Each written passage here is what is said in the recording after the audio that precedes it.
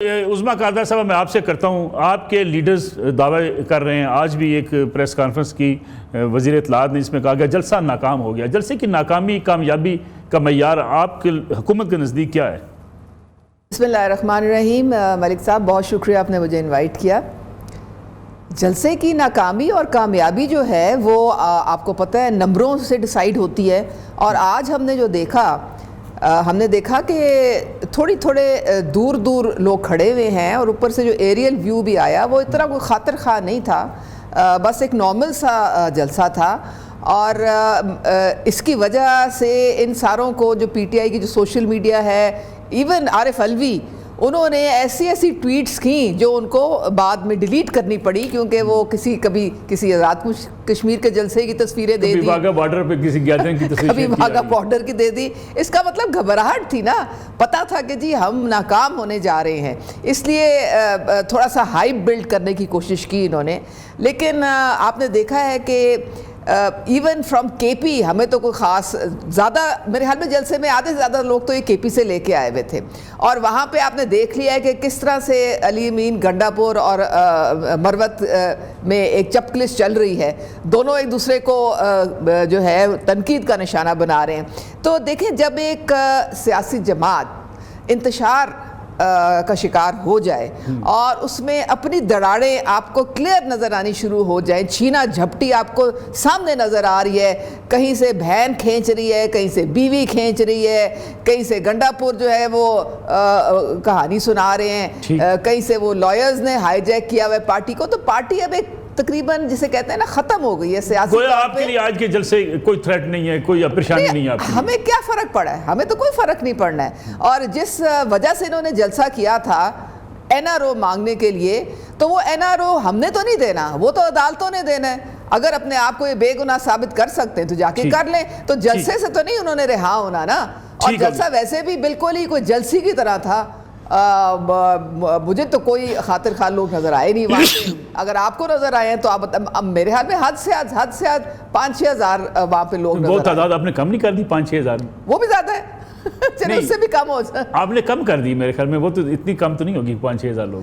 اتنی تھی ملک صاحب، آپ نے دیکھا تھا کہ اگر آپ اس کو کمپیئر کریں ٹھیک ہے پرانے جلسوں سے تو یہ کچھ بھی نہیں تھا۔ ٹھیک ہے، شکر بسر صاحب، بہت شکریہ آپ کا پرانا وقت دینے کے لیے۔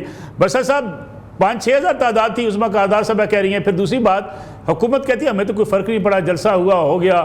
جو ایک امپیکٹ بنایا گیا تھا کہ اس بار پاکستان کی تاریخ کا بڑا جلسہ ہوگا، حکومت گھٹنے ٹیکنے پر مجبور ہو جائے گی، عمران خان صاحب باہر آ جائیں گے، ایک پوری سوشل میڈیا پہ ہائپ کریٹ کی گئی، کیا فائدہ ہوا؟ اچھا ملک صاحب، پہلی بات تو یہ ہے کہ میں کسی کو انٹرپٹ نہیں کروں گا، اگر مجھے انہوں نے انٹرپٹ کیا میں آپ کا پروگرام چھوڑ کے چلا جاؤں گا، یہ بات آپ چھوڑ کے جانے والی بات ہے۔ ملک صاحب گزارش یہ ہے، آپ سے نہیں میری بات سن لیں، آپ نے جس کو بٹھایا ہے اس کے ساتھ میں بیٹھا، ہمارا کوئی لوگ بھی ان کے ساتھ بیٹھنے کے لیے تیار نہیں ہے، چونکہ مجھے بتایا گیا۔ ملک صاحب آپ سے میں کہہ رہی دیکھیں یہ میری ذات پہ ہٹ کر رہے ہیں۔ ملک صاحب میں پروگرام صاحب چھوڑ رہا ہوں، ملک صاحب میں پروگرام چھوڑ رہا ہوں۔ اگر آپ نے، میں نے کہا اگر اس نے انٹرپٹ کیا، بسر صاحب میری صاحب جو بھی بات کر رہے تھے، رانا صاحب نے بات کی، بسر صاحب نے بات کی، عبداللہ گل صاحب نے بات کی، اجازت دے ہی دی تھی اجازت، پھر کنٹینر لگانے کی ضرورت کیا تھی؟ ڈر خوف کیا تھا؟ اگر آپ اجازت دے رہے ہیں، این او سی دے رہے ہیں 7 بجے کے بجائے 12 بجے تک دیتے، جلسہ تو چل ہی رہا ہے نا جی۔ ملک صاحب آپ ڈر کی بات کر رہے ہیں، تو ڈر تو آپ دیکھیں نا، یہ آپ نے جو پی ٹی آئی کے مہمان بلائے ہوئے ہیں، یہ میرے سے ایک خاتون سے اتنے خوف زدہ ہیں، وہ کھڑے نہیں ہو سکتے، ان کی ٹانگیں کام کا شروع کر دیتی ہیں جب عظمیٰ قادر کا نام سنتے ہیں۔ بھئی اگر آپ ہاں تو اگر اب آپ دیکھیں نا، مجھے یہ کہہ رہے تھے کہ یہ اب یہ خود اب آپ دیکھ لیں کہ مجھے اگر اب آپ دیکھ لیں، آپ ان کے حالات کو دیکھ لیں، مجھے کہتے ہیں کہ آپ اگر مجھے کاٹیں گی تو میں اٹھ کے چلا جاؤں گا۔ نا ملک صاحب خود یہ مسلسل کاٹ ذاتی بات کرو، ان کو اتنا نواز شریف جو ہار گیا اس کے فالو ہمت آپ نے بڑا لیڈر سمجھ کے دیکھ لیں، چلیں ذاتیات چھوڑیں، آرام سے ذاتی بات دونوں بسر صاحب یہ فیس نہیں کر سکتے ہیں، یہ وہ شخص ہے جو کاؤنسلر کی الیکشن کبھی نہیں جیت سکتا، نہیں وہ کسی نے آج ذاتی بات کرو نہیں دیا۔ تو یہ اگر کیا آپ نے تمہاری اٹھ کے حیثیت جانا ہے؟ ہے، میں تو چاہتی ہوں نہیں، ایک منٹ، میں تو ایک آپ منٹ، کو پوری قوم ایک منٹ، ایک منٹ کہ ملازمہ ذاتی بات نہ کرو، کیا تمہاری حیثیت ہے؟ نہیں نہ کریں، نہ کریں بسر صاحب پلیز. اچھا عظمیٰ صاحبہ، عظمیٰ صاحبہ قابل ہی نہیں ہے. ایک منٹ سنیں آپ ٹو دی پوائنٹ.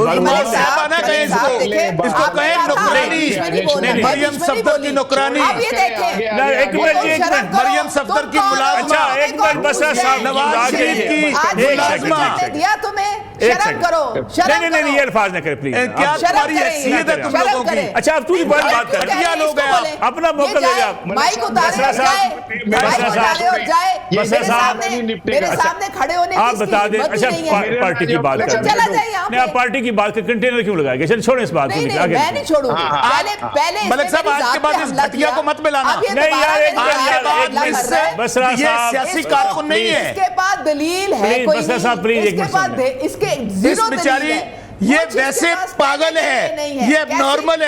اچھا آپ دونوں حضرات خاموش ہو.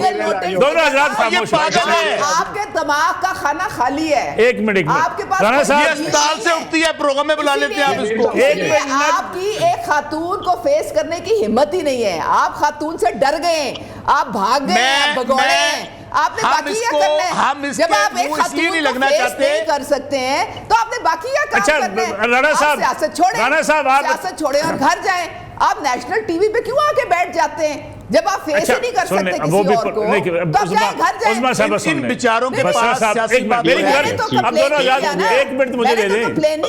ایک منٹ مجھے دے دیں. اچھا ایک منٹ مجھے دے دیں. ایک منٹ مجھے دے دیں. دیکھیں میری بات سنیں، آپ بھی قابل احترام ہیں، بسرا صاحب بھی قابل احترام ہیں. ذاتی چیزیں ہم چھوڑ کے آگے بڑھتے ہیں. پاگل ہے.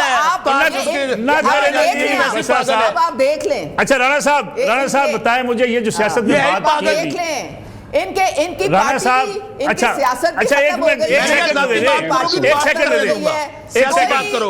ایک سیکنڈ دے دیں مجھے. رانا صاحب جو بھی بات آپ نے کی تھی الیکشن نہیں لڑا اور کام دیکھ لو. اچھا سن دے لے بسر صاحب آپ کی طرف آتا ہوں. رانا صاحب جاؤ جا کے مریم صفدر کی چادریں